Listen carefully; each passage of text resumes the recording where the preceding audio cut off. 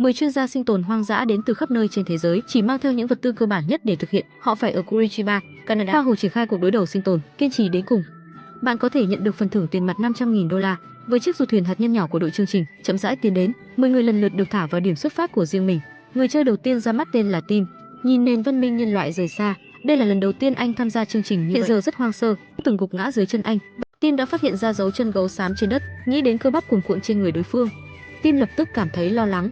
Xem ra việc cấp bách là phải sống sót qua đêm nay rồi tính. Clay vừa hạ cánh đã phát hiện ra một con đường thú. Điều này đối với anh ta không nghi ngờ gì là một tin tốt. Chỉ cần đi theo con đường này, rất có khả năng sẽ phát hiện ra dấu vết của con mồi. Vừa đi được vài trăm mét, dạo một vòng trong rừng nhỏ chưa bao lâu, phía trước không xa bỗng nhiên có một con gà lôi chạy qua. Clay thấy vậy liền nhanh chóng kéo cung bắn một mũi tên. Trời ơi, không cần nhắm cũng trực tiếp trúng mục tiêu. Xem ra kiếm pháp của anh đã đạt đến cảnh giới người kiếm hợp nhất. Tới bên hồ xử lý sạch sẽ con mồi. Bữa tối hôm nay thì làm món gà hầm nấm trước đã để đỡ thèm. Tuy nhiên ngay khi anh chuẩn bị nấu bữa tối, hành động phía sau đột nhiên khiến anh giật mình. Quay đầu nhìn, trời ơi, hóa ra là một con gấu xinh đẹp của thành phố Mỹ. Nhìn anh như hổ rình mồi, không muốn để gà hầm nấm mới nấu của mình bị cướp đi. Clay một ngày cầm cung tên xông lên. Không ngờ con này cũng béo ú một lũ, chớp mắt đã không thấy tăm hơi. Thật là quá tiếc. Nếu lúc nãy có cây rìu trong tay, đối phương đã trở thành bữa tối của anh. Thí sinh thứ 3 tên là Matt. Vừa hạ cánh đã dọn xong trang bị, Matt phát hiện một con trên mặt hồ, mấy trăm cân con quay. Nếu mà có thể bắt được một con thì sau đó có lẽ may mà cuối cùng dưới sự nỗ lực không ngừng nghỉ của anh. Người tiếp theo bước lên sân khấu là cậu đẹp trai tên Big. Từ nhỏ anh đã có niềm đam mê đặc biệt với âm nhạc. Khi lớn lên, anh ấy cũng thành lập ban nhạc riêng của mình để tham gia cuộc thi lần này. Thời gian rảnh rỗi 2 năm gần đây, anh ấy luôn ở ngoài hoang dã, vì vậy đã học được nhiều kỹ năng sinh tồn. Để cho đủ tiền mua người vợ vừa mang thai ở nhà, anh quyết tâm phải giành được 500.000. Mặc bộ yếm mang theo bên người, Bike định thăm dò địa hình xung quanh trại. Do không mang theo dụng cụ nào, nên anh định rèn nó thành một con dao đi rừng sắc bén. Sau một ngày dài rèn luyện chăm chỉ, và còn mở một trung tâm đào tạo hoạt động ngoài trời, thường cùng bạn bè ra ngoài chơi bắn săn.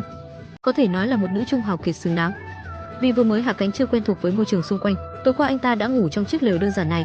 Nhiệm vụ hôm nay là tìm địa điểm cắm trại thích hợp, chọn nhanh một nơi ít người. Rose mải miết bắt đầu xây dựng nơi ẩn náu. Sau một ngày bận rộn, một nơi ẩn náu đơn giản, khung sườn cuối cùng đã hoàn thành. Tiếp theo là tranh thủ dọn nhà. Thời gian rất nhanh đến ngày thứ 3, xem xét đến việc gấu xám ở đây đặc biệt hung dữ, vì vậy anh ta quyết định xây dựng một nơi ẩn náu chắc chắn, có sự hỗ trợ của rìu và cưa. Chỉ mất hơn nửa ngày là đã hoàn thành việc xây dựng nơi ẩn náu vững như bàn. Nằm bên trong chỉ một chữ là thoải mái. Sau khi xong việc, anh ta dự định ra ngoài tìm chút protein bổ sung thể. Thấy rõ không còn hy vọng gì với con gà gô, anh chỉ còn cách dồn sức vào việc đánh cá ở hồ. Nhanh chóng làm ra một cái cần câu bằng thép, đến bên hồ bắt đầu ném dây câu. Nhưng do hôm nay gió và sóng quá lớn, dây câu không thể ném ra được. Trong cơn giận, anh quay trở về trại. Tới bên hồ, đầy tự tin ném cần đầu tiên. Sau 2 tiếng rưỡi chờ đợi dài đằng đẵng, cuối cùng vào lúc trời sáng đã bắt được con cá lớn đầu tiên. Chỉ đã có gì? Tiếp đi, tiếp đi, tiếp đi.